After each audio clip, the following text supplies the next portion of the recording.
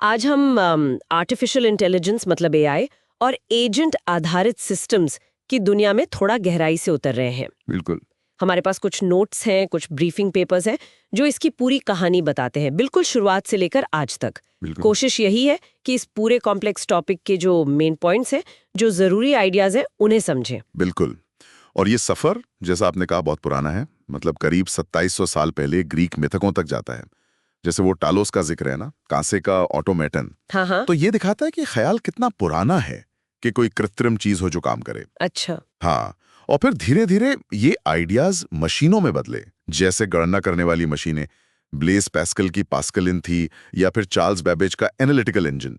ये सब शुरुआती कदम थे। और फिर एडा लवलेस, उन्होंने तो ये समझा था कि मशीनें सिर्फ हिसाब किताब से कहीं ज्यादा कर सकती है। सही कहा। और एलन ट्यूरिंग भी, उन्होंने कंप्यूटेशन का पूरा सैद्धांतिक आधार तैयार किया और वो मशहूर ट्यूरिंग टेस्ट भी दिया। हाँ, वो टेस्ट जिससे पता चले कि क्या मशीन इंसान की तरह सोच सकती है। तो ये सब एक तरह से नींव रखी गई। बिल्कुल, ये बुनियाद थी। फिर एआई का जो औपचारिक जन्म माना जाता है वो 1956 की डार्टमाउथ वर्कशॉप है। हाँ, वहीं पे जॉन मैकार्थी ने ये टर्म दिया था, आर्टिफिशियल इंटेलिजेंस। अच्छा। और विजन बहुत बड़ा था उस वक्त कि भाई मशीनें जो हैं वो सीखने और सोचने के हर पहलू की नकल कर सकेंगी। वो जो शुरुआती दौर था ना, उसे स्वर्ण युग भी कहते हैं। उसमें सिंबॉलिक एआई का बोलबाला था। गोफाई भी कहते हैं उसे। गोफाई, अच्छा, मतलब गुड ओल्ड फैशन एआई। हाँ, बिल्कुल।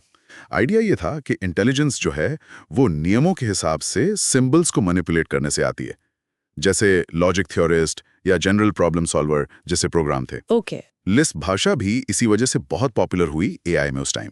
लेकिन इसमें कुछ दिक्कतें भी थीं शायद, जैसे ये असल दुनिया की कॉम्प्लेक्सिटी को नहीं संभाल पाता था, वो ब्रिटलनेस वाली बात। बिल्कुल सही। सिंबॉलिक एआई जो था वो बहुत ही सीमित, नियम आधारित माहौल में तो अच्छा काम करता था, पर जहां असल दुनिया की अनिश्चितता आई या कॉमन सेंस की जरूरत पड़ी, वहां वो अटक जाता था। और इसी वजह से फिर फंडिंग और रिसर्च में दिलचस्पी कम हुई, जिसको पहला एआई विंटर कहते हैं। अच्छा, मतलब एकदम से जो जोश था वो ठंडा पड़ गया। हाँ, कुछ वैसा ही। लेकिन फिर 80s के दशक में एक्सपर्ट सिस्टम्स आए। हाँ, मैंने पढ़ा है, माइसिन जैसे, जो मेडिकल डायग्नोसिस में मदद करता था। हाँ, माइसन था, एक्सकॉन था, जो कंप्यूटर कॉन्फ़िगरेशन में यूज होता था। ये असल में एआई का पहला बड़ा कमर्शियल सक्सेस था। ओके, तो इसने फिर से उम्मीद जगाई। बिल्कुल। इसने दिखाया कि एआई सीमित दायरे में बहुत काम का हो सकता है। और इसी वक्त एक और चीज उभर रही थी, कनेक्शनिज्म, न्यूरल नेटवर्क्स। अच्छा, ये दिमाग की तरह काम करने वाले नेटवर्क्स। हाँ, कुछ हद तक दिमाग की संरचना से प्रेरित थे ये। और इसमें एक बहुत बड़ी कामयाबी मिली बैक प्रोपगेशन एल्गोरिथम से। Back propagation. हाँ, इससे क्या हुआ कि जो मल्टी लेयर वाले जटिल न्यूरल नेटवर्क्स थे ना, उनको डेटा से सीखना संभव हो गया। तो एआई का फोकस अब सिर्फ नियमों और सिंबल से हटकर डेटा से पैटर्न सीखने की तरफ मुड़ने लगा। समझ गई, मतलब नियमों से पैटर्न की तरफ शिफ्ट। हाँ। अच्छा, और ये जो एजेंट का कॉन्सेप्ट है, ये कैसे आया बीच में? एजेंट का आइडिया भी धीरे धीरे डेवलप हुआ। एजेंट मतलब कोई ऐसी इकाई जो अपने माहौल को समझे और उस पर एक्शन ले। ओके। शुरुआती एआई ज्यादातर क्या कहते हैं, डिसएम्बॉडीड थे। उनका कोई फिजिकल रूप नहीं था।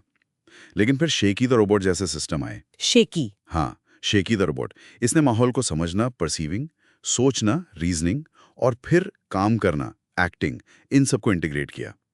फिर कार्ल हेविट का एक्टर मॉडल आया और बाद में मल्टी एजेंट सिस्टम्स का विकास हुआ। मल्टी एजेंट सिस्टम्स मतलब बहुत सारे एजेंट एक साथ। हाँ, जहाँ कई एजेंट मिलकर किसी गोल को अचीव करने के लिए काम करते हैं।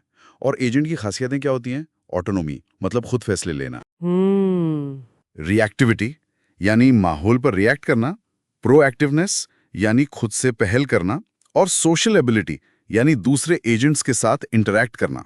अच्छा, तो ये सब गुण एक एजेंट में होते हैं? हाँ, ये आइडियल गुण हैं। और आज हम कहाँ हैं? अब तो डीप लर्निंग का जमाना है। बिल्कुल। डीप लर्निंग ने तो क्रांति ला दी है। Computer vision, natural language processing. Deep mind का अल्फागो याद है, जिसने गो गेम में वर्ल्ड चैंपियन को हराया था? हाँ, वो तो बहुत बड़ी खबर थी। और अब चैट जीपीटी जैसे बड़े भाषा मॉडल मतलब एलएलएम्स, ये तो रोजमर्रा की जिंदगी का हिस्सा बनते जा रहे हैं। और घरों में देखें तो iRobot रूम्बा जैसे एजेंट हैं जो सफाई करते हैं। सही बात है। आज का एआई बहुत ज्यादा मशीन लर्निंग पर निर्भर है, चाहे वो सुपरवाइज लर्निंग हो जहां लेबल वाले डेटा से सीखते हैं, या फिर अनसुपरवाइज लर्निंग जहां बिना लेबल वाले डेटा में खुद ही पैटर्न खोजते हैं। ये सिस्टम्स बहुत बड़े डेटासेट से सीखते हैं और लगातार बेहतर होते जाते हैं। तो कुल मिलाकर ये सफर वाकई कमाल का रहा है।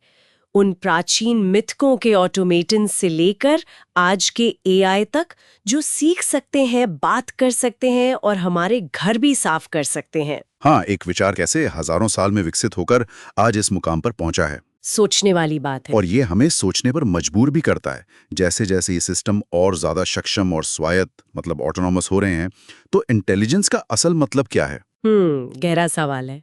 और हमारे समाज पर इनका जो असर पड़ रहा है, उसको देखते हुए कौन से नए नैतिक और दार्शनिक सवाल अब हमारे सामने आ रहे हैं, जिन पर हमें अब शायद पहले से कहीं ज्यादा गंभीरता से सोचने की जरूरत है।